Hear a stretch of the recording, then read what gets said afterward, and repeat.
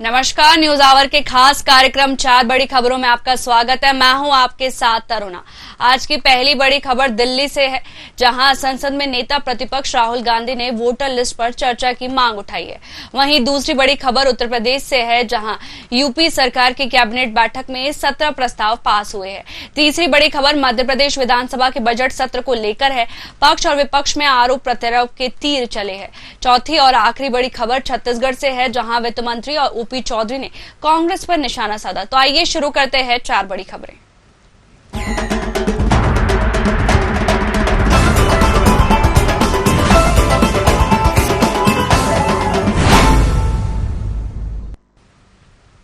संसद के बजट सत्र का दूसरा भाग सोमवार से प्रारंभ हुआ। करीब 1 महीने के अंतराल के बाद संसद के बजट सत्र की कार्रवाई हंगामे के साथ शुरू हुई। सत्र के दूसरे भाग के पहले कई मुद्दों पर सत्ता पक्ष और विपक्ष में जमकर बहस देखने को मिली।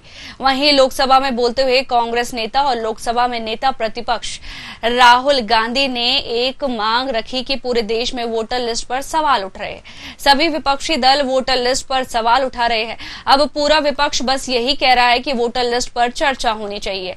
लोकसभा में शून्यकाल के दौरान इस मुद्दे को उठाते हुए प्रमुख कांग्रेस नेता ने कहा, पूरा विपक्ष मतदाता सूची पर चर्चा की मांग कर रहा है। राहुल गांधी ने मामले में कहा, हमारी आपकी टिप्पणी को स्वीकार करते हैं कि सरकार मतदाता सूची नहीं बनाती है, लेकिन हम इस मुद्दे पर चर्चा की मांग करते हैं।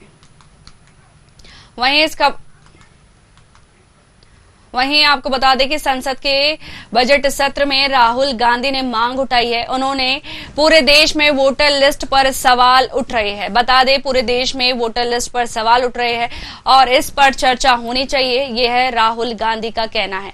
बता दें, लोकसभा में शून्यकाल पे भी मुद्दा उठाया गया है और वहीं इस पर ज्यादा चर्चा के लिए हमारे साथ वरिष्ठ पत्रकार एएल द्विवेदी जी जुड़ गए हैं। एएल जी, आपका बहुत बहुत स्वागत है न्यूज आवर पर।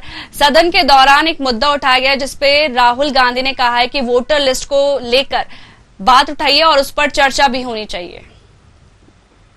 निश्चित तौर पर यह एक बहुत ही अहम मुद्दा है। जिस प्रकार से भी आपने देखा होगा कि जो मीडिया की रिपोर्ट्स आई हुई हैं, उसमें कहीं ना कहीं बताया गया है कि जो वोटर आईडी है उनकी डुप्लीकेसी को लेकर के या उनकी जो सूची थी उसमें कहीं ना कहीं प्रश्न चिन्ह लगा है।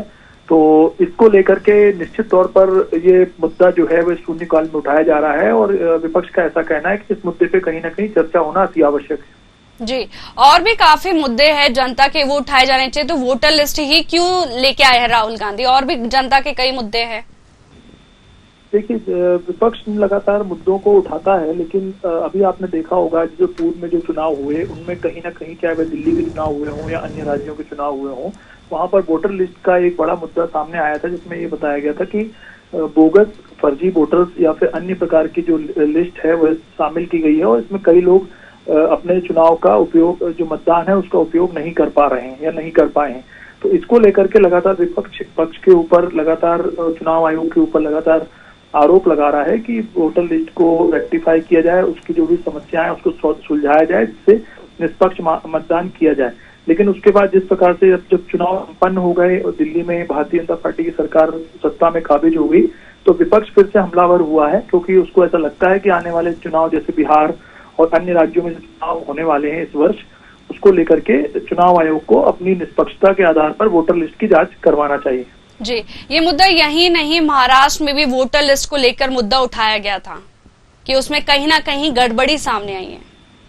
जी, मैंने वही आपको पूर्व बताया कि जहां जहां चुनाव संपन्न हुए, चाहे वह महाराष्ट्र हो, चाहे वह दिल्ली हो और जो अन्य राज्य हैं, वहां पर वोटर लिस्ट का मुद्दा लगातार विपक्ष उठाता चला आ रहा था और इनका ये मानना था कि वोटर लिस्ट जब तक सही नहीं होगी तब तक निष्पक्ष चुनाव कराना संभव नहीं है। लेकिन फिर भी जो जिस प्रकार से चुनाव संपन्न हुए, सत्ता पे भारतीय जनता पार्टी दिल्ली में काबिज हुई, तो विपक्ष को फिर से एक बार फिर मुद्दा मिल गया है कि इस वोटर लिस्ट को रेक्टिफाई किया जाए और निष्पक्ष चुनाव के लिए चुनाव आयोग अपना बयान दे। ममता बनर्जी ने भी वोटर लिस्ट को निशाना साधा है और कहा है कि राहुल गांधी वो सही करे जो उन्होंने वोटर लिस्ट का मुद्दा उठाया। साथ ही ममता बनर्जी ने सरकार को घेरा है और वोटर लिस्ट की भी वापस से मांग की है। जी, देखिए, चुनाव आयोग ने लगातार अपने निष्पक्षता के आधार पर लगातार वह बैठकों का दौर उनका जारी रहा था और राजनीतिक दलों से भी वह लगातार मेल मुलाकात उनका हुआ था। चाहे वह पुराने जितने भी चुनाव हुए हों, लेकिन फिर भी कहीं ना कहीं विपक्ष लगातार हमलावर हो रहा है। उसका ये कहना है कि वोटर लिस्ट को एक बार प्रॉपर रेक्टिफाई किया जाए और उसके बाद ही कहीं जिस प्रदेश में चुनाव हो वहां पर चुनाव संपन्न कराया जाए।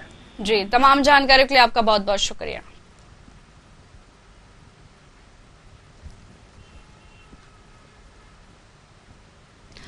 उत्तर प्रदेश के मुख्यमंत्री योगी आदित्यनाथ की अध्यक्षता में हुई कैबिनेट बैठक में कई महत्वपूर्ण निर्णय लिए गए। बैठक के बाद वित्त मंत्री सुरेश खन्ना ने फैसलों की जानकारी दी।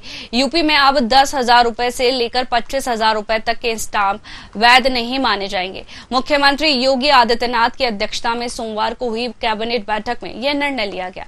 इसके बाद अब 10,000 से लेकर 25,000 रुपए तक के स्टाम्प पत्र चलन से बाहर हो जाएंगे। हालांकि अधिसूचना जारी होने से पहले खरीदे गए 31 मार्च तक वापस किए जा सकेंगे या फिर प्रयोग किए जा सकेंगे।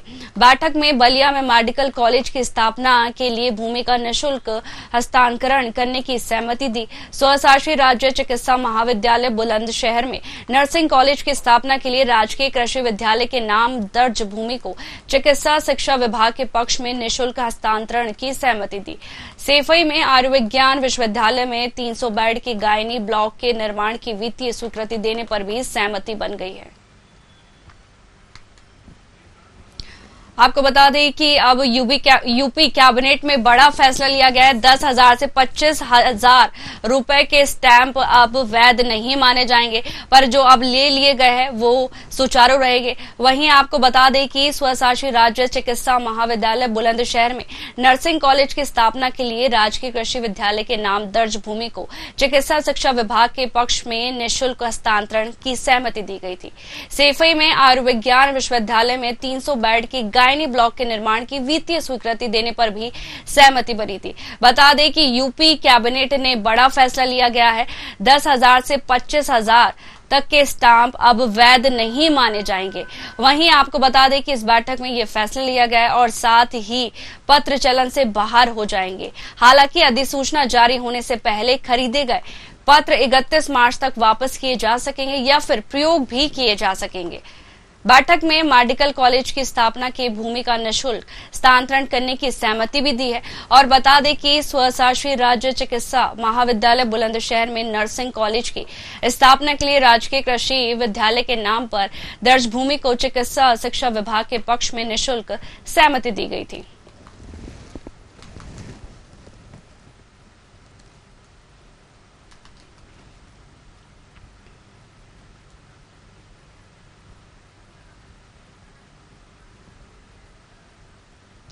मध्य प्रदेश विधानसभा के बजट सत्र की शुरुआत सोमवार को राज्यपाल मंगूभाई पटेल के अभिभाषण से हुई।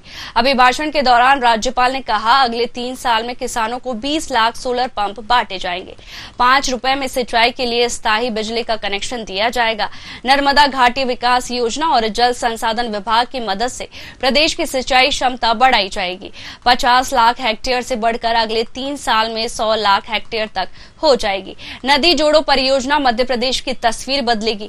करीब 21 मिनट तक चले अभिभाषण में राज्यपाल ने प्रधानमंत्री नरेंद्र मोदी के ज्ञान यानी गरीब, युवा, किसान और महिला वर्ग के विकास के लिए मध्य प्रदेश सरकार की ओर से किए जा रहे कार्यों का जिक्र किया। वहीं मध्य प्रदेश विधानसभा के बजट सत्र के पहले ही दिन कांग्रेस ने सरकार का घेराव किया। नेता प्रतिपक्ष उमंग सिंगार ने कहा, सरकार जनता की आवाज दबाना चाहती है। हम आज ये नकाब पहन कर आए हैं क्योंकि सरकार सवालों से मुंह छुपा रही है।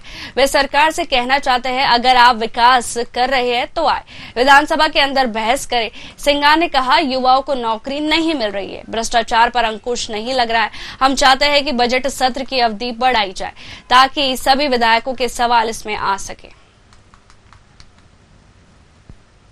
बता दें कि आज से मध्य प्रदेश का बजट सत्र शुरू हो चुका है। वहीं विपक्ष ने सरकार को पूरी तरीके से घेरा है और साथ ही काली आंखों पर काली पट्टी बांधकर जो विपक्ष है वो लगातार प्रदर्शन कर रहा है। वहीं आपको बता दें कि प्रहलाद पटेल के बयान को लेकर भी सियासत जो है वो गर्मा गई है और काफी सवाल जो है वो विपक्ष खड़े कर रहा है। बता दें 50 हेक्टेयर से बढ़कर अगले 3 साल में 100 लाख हेक्टेयर तक हो जाएगी।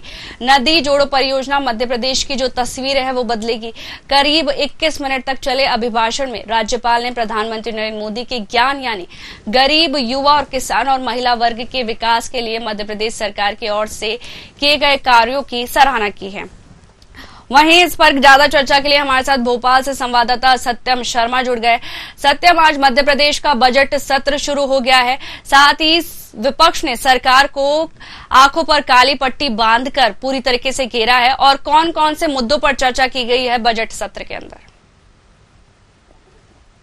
देखिए देवान, निश्चित तौर पर मध्य प्रदेश का जो बजट सत्र शुरू हुआ है जोरदार हंगामे के साथ हुआ है। आज हालांकि राज्यपाल का अभिभाषण था और 21 मिनट करीब राज्यपाल ने अभिभाषण के दौरान मध्य प्रदेश के तमाम जो कार्य किए गए हैं वो एक साल में उनकी करी है और इसके साथ ही केंद्र की योजनाओं को लेकर भी मध्य प्रदेश में जिस तरह से चल रही है उसका भी जिक्र किया है।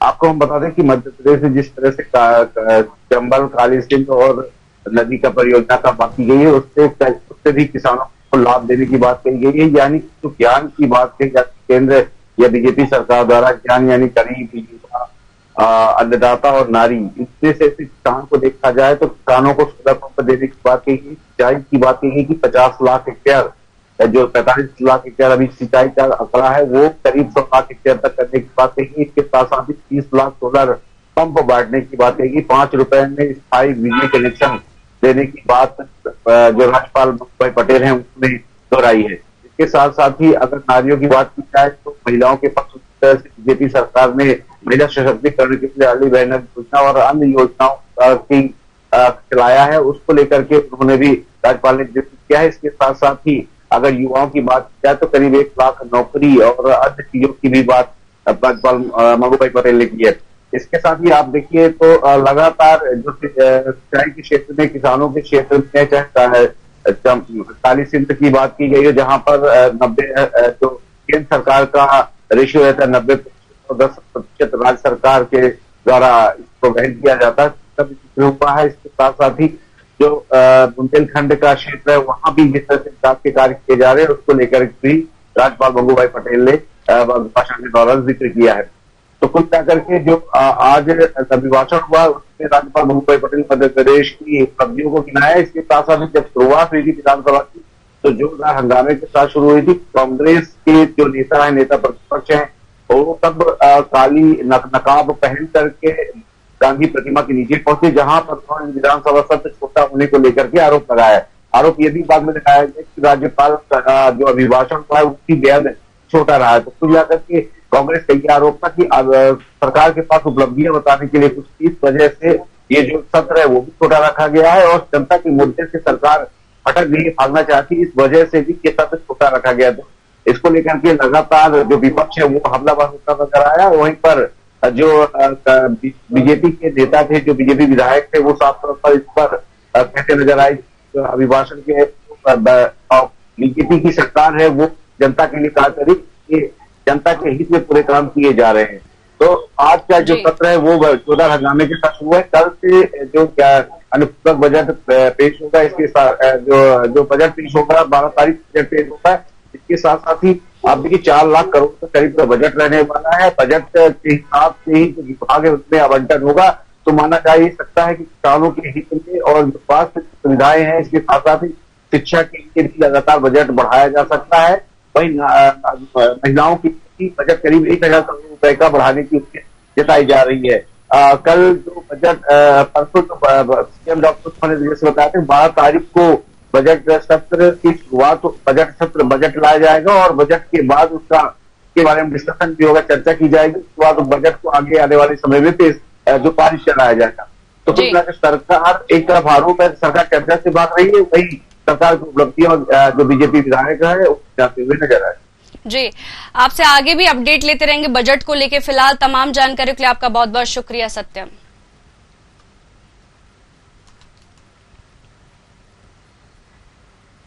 छत्तीसगढ़ विधानसभा के दौरान विपक्ष की ओर से दिन भर की कार्रवाई बहिष्कार को लेकर वित्त मंत्री ओपी चौधरी का बयान सामने आया है। वित्त मंत्री ने कहा है कि पिछली सरकार में माफिया राज चला है।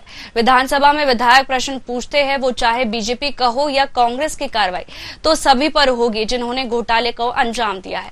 वहीं वित्त मंत्री ने कहा कि पूरा देश जानता है कि पिछले 5 साल में किस तरह से माफिया राज चला, नेताओं ने घोटाले को अंजाम दिया है और आज उन्हीं पर कार्रवाई हो रही है। प्रश्नकाल नहीं चलने दिया गया। विपक्ष अपनी बातों को बाद में उठा सकते थे, उनको सदन में भाग लेने के लिए अरुण साव मनाने ही गए थे। वहीं विधानसभा में जनता का करोड़ों रुपए खर्च होता है। विधानसभा सबसे बड़ी प्रदेश की पंचायत है।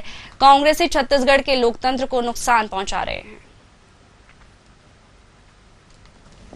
पूरा देश जानता है कि पिछले 5 सालों में किस तरह से माफिया राज चलाकर बड़े बड़े घोटालों को अंजाम दिया गया। ये हमारे पूरे छत्तीसगढ़ के लिए अत्यंत दुर्भाग्यजनक था कि गांधी परिवार का छत्तीसगढ़ को एटीएम बना दिया गया था। आज ये सवाल उठा रहे हैं, भाई विधानसभा में प्रश्न तो 20 विधायक कांग्रेस के पूछते हैं, उमेश पटेल जी भी पूछते हैं, लखेश्वर बघेल जी भी पूछते हैं, अनिला भेड़िया जी भी पूछती हैं, कुंवर सिंह निषाद जी भी पूछते हैं, अनेकों विधायक प्रश्न पूछते हैं, ध्यानाकर्षण लगाते हैं। कार्रवाई तो उस पर होगी जिन्होंने घोटालों को अंजाम दिया है और पूरा देश जानता है कि पिछले 5 सालों में किस तरह से माफिया राज चलाकर बड़े बड़े घोटालों को कांग्रेस के नेताओं ने अंजाम दिया और आज उन्हीं पर कार्रवाई हो रही है जिन्होंने घोटाले किए। ईडी की जो भी कार्रवाई होती है वो माननीय न्यायालय के समक्ष प्रस्तुत होते हैं, साक्ष्यों के आधार पर निर्णय होते हैं। तो अनर्गल राजनीतिक आरोप लगाना विपक्ष को शोभा नहीं देता। कोर्ट में साक्ष्यों के आधार पर सब कुछ दूध का दूध पानी का पानी लगातार होता जा रहा है। लोग जिनको जो जेल के सलाखों के पीछे गए उनको जमानत नहीं मिल रही। क्यों? क्योंकि माननीय कोर्ट उसका निर्णय करती है, न्यायालय उसका निर्णय करती है और उनके खिलाफ में साक्ष्य हैं, इसलिए उनको आज इस तरह की स्थिति का सामना करना पड़ रहा है। वहीं इस खबर पर ज्यादा चर्चा के लिए हमारे साथ रायपुर से संवाददाता प्रविंस मनहर जुड़ गए हैं। प्रविंस, वित्त मंत्री ओपी चौधरी का बयान सामने आया है। उन्होंने कहा है कि जो पिछली सरकार ने जो भी माफिया राज किया है, जो भी घोटाले किए हैं, वो सब पर कार्रवाई की जाएगी। देखिए तरुणा, निश्चित तौर पे जिस तरीके से आज जो है प्रदेश में राजनीतिक हलचल जोरों पर है, इसलिए है क्योंकि जिस तरीके से आज ईडी की जो टीम है वो जो है पूर्व मुख्यमंत्री भूपेश बघेल के घर के साथ साथ उनके बेटे और उनकी करीबियों के यहाँ जो है छापा मारा है। और जिस तरीके से बयान सामने आए हैं, बयान पे अगर हम बात करें कांग्रेस की, तो कांग्रेस का बयान सामने आया है, उस पर जो है कांग्रेस के बड़े नेता कहते हुए नजर आ रहे हैं कि बदले की भावना से जो है ये इस तरह की कार्रवाई हो रही है पूर्व मुख्यमंत्री भूपेश बघेल पर। एक तरफ अगर हम भारतीय जनता पार्टी की बात करें तो भारतीय जनता पार्टी की तरफ से ओपी चौधरी जो छत्तीसगढ़ शासन में वित्त मंत्री हैं, उसका बयान सामने आया। उन्होंने साफ तौर पे कहा कि जिस तरीके से इन 5 सालों में जो कांग्रेस ने किया है, निश्चित तौर पे किसी को छुपा नहीं है। तो ये तमाम चीजें कहते हुए नजर आए। साथ ही साथ उन्होंने कहा कि ये जिस तरीके से ईडी की कार्रवाई है, चाहे पूर्व मुख्यमंत्री भूपेश बघेल की हो या फिर जो है कवासी लखमा के घर हो, ये तमाम जो ऐसे लोग हैं जो आय से अधिक संपत्ति है, जो घोटाले किए हैं, उनके घर ईडी की कार्रवाई चल रही है। और ईडी की कार्रवाई जो है उनकी सूत्रों के मुताबिक है, उनको ईडी को जो है जानकारी लगी हुई कहीं से, इनके पास जो है अधिक संपत्ति है, आय से अधिक संपत्ति। ये तमाम से मुद्दे हैं जिसे लेकर आज घमाघमी की स्थिति है प्रदेश में। अगर हम विधानसभा सत्र की बात करें तो जिस तरीके से आज बजट सत्र चल रहा था, इस बजट सत्र में प्रश्नकाल शुरू होने से पहले ही विपक्ष जो कांग्रेस के तमाम विधायक है वो सदन के अंदर जो है ईडी की कार्रवाई को लेकर नारेबाजी करते हुए नजर आए। सदन के अंदर जिस तरीके से लगातार जो विधायक कांग्रेस के वो नारेबाजी करते रहे, लाते रहे और साथ ही साथ जो गर्जरी है सदन के अंदर, वहां जाकर जो है धरने पर बैठ गए, जिस पर जो है विधानसभा अध्यक्ष डॉक्टर रमन सिंह ने जिस तरीके से सभी विधायकों को जो है निलंबित कर दिया गया कार्रवाई से। उसके बाद तमाम जो विधायक कांग्रेस के पहुंचते हैं नेता प्रतिपक्ष चरणदास महंत के केबिन में और वहां राय मशुरा होती है। तो जिस तरीके से सदन की कार्रवाई को लेकर जो है सत्ता विपक्ष की ओर जो है उप मुख्यमंत्री अरुण साव और वित्त मंत्री ओपी चौधरी आज उन सभी विधायक को मनाने पहुंचते हैं नेता प्रतिपक्ष डॉक्टर चरणदास के महंत के केबिन में और सभी विधायकों को मनाने की कोशिश करते हैं कांग्रेस के विधायकों को। लेकिन फिलहाल मामला वहीं नहीं रुकता और सदन की कार्रवाई आखिरकार स्थगित करना पड़ा। और आपको बता दें कि जिस तरीके से तमाम जो कांग्रेस के विधायक है वो विधानसभा छोड़कर जो है मुख्यमंत्री माफ कीजिएगा पूर्व मुख्यमंत्री भूपेश बघेल के घर भिलाई निवास पहुंचे हैं। ईडी की इस कार्रवाई का विरोध करते हुए नजर आ रहे हैं। तो कहीं ना कहीं अब कहने की ईडी की कार्रवाई से लेकर जिस तरीके से प्रदेश में एक अलग से राजनीतिक भूचाल है, अलग अलग जो प्रतिक्रिया है वो आ रहे हैं। एक तरफ भारतीय जनता पार्टी इस कार्रवाई को ईडी की कार्रवाई और ये कार्रवाई बता रही है, तो दूसरी तरफ कांग्रेस के जो विधायक है, कांग्रेस के जो नेता है, वो इस कार्रवाई को लेकर बदले की भावना की कार्रवाई बताते हुए नजर आ रहे हैं। फिलहाल ईडी की कार्रवाई सुबह 7 बजे से जो है पूर्व मुख्यमंत्री भूपेश बघेल के साथ साथ उनके बेटे और कई अन्य ठिकानों पर चल रहा है। अभी तक जो है लगातार पूछताछ चल रही है। पूर्व मुख्यमंत्री भूपेश बघेल के साथ साथ तमाम जो घर में गाड़ी है, घर है, उनसे दस्तावेज खंगाले जा रहे हैं। सूत्रों से मिली जानकारी के अनुसार जिस तरीके से थोड़ी देर पहले खबर आई है, जिस पर पूर्व मुख्यमंत्री भूपेश बघेल के यहाँ पैसा गिनने के लिए नोटों की मशीन मंगाई गई है, लेकिन अभी तक अगर हम बात करें तो कोई भी इस प्रकार की आधिकारिक पुष्टि नहीं हुआ है। लेकिन एक है कि जिस तरीके से अब लगभग 9-10 घंटे हो चुके हैं इस कार्रवाई को चलते आ रहा है, और कब तक कार्रवाई चलेगी तो आने वाला समय ही बताएगा। लेकिन ये मान के चले कि शराब घोटाले से जुड़े मामले बताए जा रहे हैं, जिस पर लगातार पूछताछ की जा रही है और दस्तावेज संभाले जा रहे हैं। बीजेपी ने भी कांग्रेस पर निशाना साधा और कहा है कि कांग्रेसी छत्तीसगढ़ के लोकतंत्र को नुकसान पहुंचा रहे हैं। देखिए, निश्चित तौर पे जब से इस ईडी की कार्रवाई शुरू हुई है और पता चला है, जब मीडिया में जब बात आई, चाहे अगर हम विधानसभा की बात करें तो विधानसभा में जिस तरीके से बात उठा, उसके बाद लगातार दोनों पार्टियों की जो प्रतिक्रिया है, चाहे भारतीय जनता पार्टी हो या फिर कांग्रेस, दोनों की प्रतिक्रिया अपनी जो है वो आने लगे हैं। भारतीय जनता पार्टी जो है वो बयान है उस पर उठाते हुए नजर आए, कांग्रेस की भी कई बयान सामने आए। तो निश्चित तौर पर जैसे जैसे ईडी की कार्रवाई हो रही है वैसे उसकी जो प्रक्रिया है वो सामने आते हुए नजर आ रहे हैं। तो उन्होंने तो निश्चित तौर पर, लेकिन देखने वाली बात होगी कि आखिरकार ईडी की कार्रवाई चल रही है, इस पर क्या तथ्य जो है सामने आते हैं, क्या सबूत जो है सामने निकल के आते हैं, क्या पूर्व मुख्यमंत्री है भूपेश बघेल वो कहीं न कहीं इस मामले पे संलिप्त होते नजर दिखते हैं, या फिर उनके जो बेटे हैं चैतन्य बघेल उनको पर आंच आ सकती है। लेकिन ये कहें कि कुछ दिनों से जो है कांग्रेस का जो स्थिति है, कांग्रेस के जो बड़े नेता हैं उन पर ईडी का शिकंजा जो है लगातार जारी है। तो पहले आबकारी मंत्री जो रहे हैं कवासी लखमा, उसके घर ईडी की कार्रवाई हुई और ईडी के तरफ से उसकी गिरफ्तारी की है, और अभी जो है कवासी लखमा वो जेल के अंदर में है और लगातार उसकी रिमांड ईडी जो है बढ़ रही है को लेकर पूछताछ के लिए।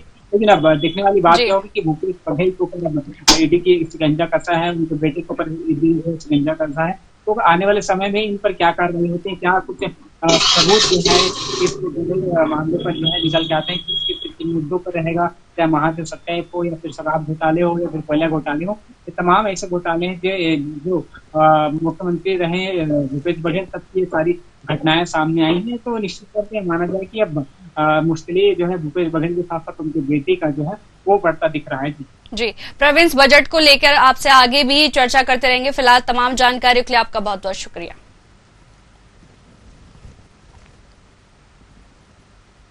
फिलहाल 4 बड़ी खबरों में इतना ही। मुझे दीजिए इजाजत। नमस्कार।